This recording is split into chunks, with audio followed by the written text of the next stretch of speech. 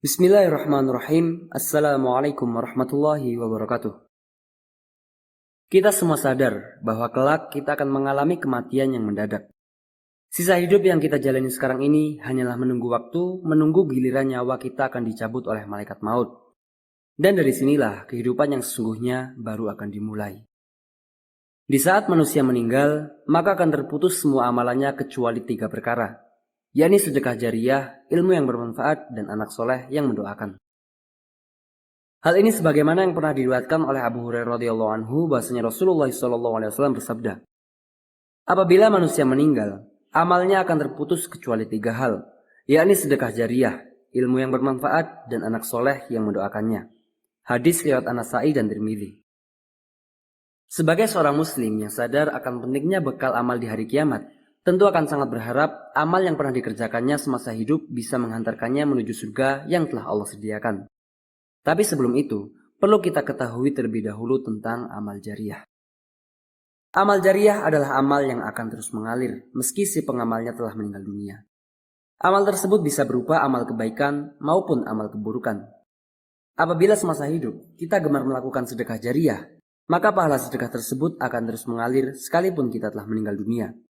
Kita akan terus mendapatkan kucuran pahala selama harta atau tenaga yang kita sedekahkan masih dimanfaatkan atau membawa manfaat bagi kaum muslimin lainnya. Begitu juga dengan amal keburukan yang pernah kita kerjakan semasa hidup di dunia. Kita pun akan terus mendapatkan kucuran dosa meskipun kita telah meninggal dunia. Betapa menyedihkannya nasib seorang mukmin yang telah meninggal namun terjerumus ke dalam dosa jariah. Satu hal yang perlu kita semuanya ketahui adalah yang malaikat catat dari kehidupan kita tak hanya aktivitas dan amalan yang kita kerjakan, namun juga dampak dan pengaruh dari aktivitas dan amalan kita. Dalam Quran Surah Yasin ayat 12, Allah Subhanahu wa Ta'ala berfirman yang artinya, sesungguhnya kami menghidupkan orang-orang mati dan kami menuliskan apa yang telah mereka kerjakan dan bekas-bekas yang mereka tinggalkan dan segala sesuatu kami kumpulkan dalam kitab induk yang nyata, Lauhul Mahfudz. Dari ayat tersebut, dapat kita simpulkan bahwa orang yang melakukan amal dan aktivitas yang baik, maka insya Allah Subhanahu wa Ta'ala akan mencatat amal baik itu dan memberikan ganjaran dari apa yang diamalkan. Oleh karena itu, agama Islam mengajarkan umatnya untuk melakukan amal kebaikan, yang mana amal tersebut bisa memberikan pengaruh baik bagi masyarakat luas. Insya Allah dengan begitu, kita akan mendapatkan pahala dari amal yang kita kerjakan sekaligus dampak baiknya. Begitu juga sebaliknya. Apabila kita melakukan amal keburukan atau maksiat, maka kita pun akan menuai dosa, ditambah lagi dengan dampak buruk yang akan kita dapatkan. Rasulullah SAW selalu mengingatkan kepada umatnya agar berhati-hati, jangan sampai kita terjebak dalam dosa jariah atau dosa yang akan terus mengikuti pelakunya meskipun pelaku tersebut telah meninggal dunia. Na'udzubillah min dzalik. Lalu jenis dosa apa saja yang akan terus menimpa pelakunya meskipun pelakunya telah meninggal dunia?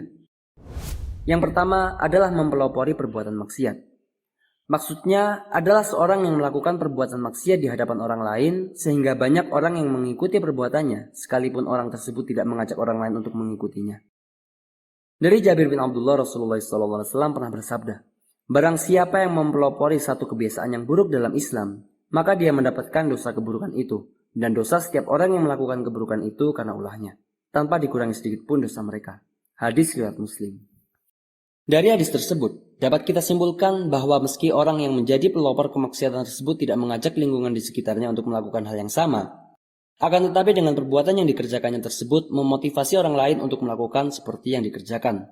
Oleh karena itu, anak Adam yang pertama kali membunuh, maka dia akan dilimpahi tanggung jawab atas semua kasus pembunuhan karena kedoliman di alam ini. Rasulullah SAW pernah bersabda, tidak ada satu jiwa yang terbunuh secara zalim, melainkan anak Adam yang pertama kali membunuh akan mendapatkan dosa karena pertumpahan darah itu. Hadis riwayat Bukhari dan Muslim.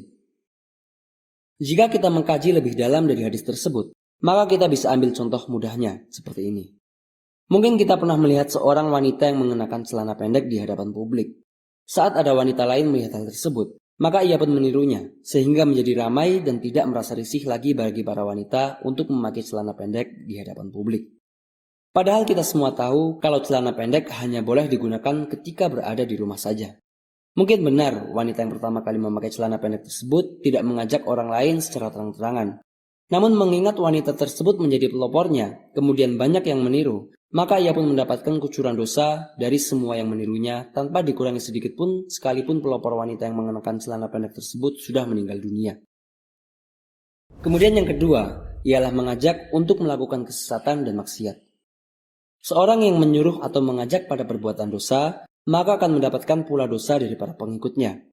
Hal ini telah dijelaskan oleh Allah Subhanahu wa taala yang tertuang dalam Quran surah An-Nahl ayat 25. Mereka akan memikul dosa-dosanya dengan penuh pada hari kiamat, dan juga dosa-dosa orang yang mereka sesatkan yang tidak mengetahui sedikit pun bahwa mereka disesatkan. Adapun orang-orang yang termasuk dalam dosa ini adalah para dai yang menyeru kepada kemaksiatan ataupun tokoh paranormal yang mengajak kepada kesyirikan. Orang-orang inilah yang akan terus mendapatkan aliran dosa, sekalipun telah meninggal dunia. Termasuk juga dalam hal ini adalah orang yang menyuruh orang lain berbuat dosa meski ia sendiri tidak melakukannya. Akan tetapi orang tersebut mendapatkan dosa dari orang lain yang melakukan apa yang diperintahkannya, sepanjang masih ada manusia yang mengikutinya, menjalankan apa yang diperintahkannya. Selama itu pula orang tersebut akan turut mendapatkan limpahan dosa sekalipun jasad sudah terkubur dalam tanah. Lalu apa yang kita harus lakukan jika kita ingin terlepas dari dosa jariyah? Tidak ada cara lain selain segera bertaubat dengan sebenar-benarnya taubat kepada Allah Subhanahu wa taala. Dan jika dari perbuatan tersebut ada yang berupa materi, maka segeralah untuk membersihkan semuanya dengan cara beramal atau berinfak kepada panti asuhan. Yang terpenting adalah niatkan semua itu karena Allah. Atau jika kita semuanya masih ragu, kita bisa mendatangi para ulama-ulama besar. Mintalah saran dari para habaib. Lalu setelah itu berhentilah dan bertaubatlah, karena kita semua tahu bahwasanya Allah adalah satu-satunya zat yang maha menerima taubat dari hambanya.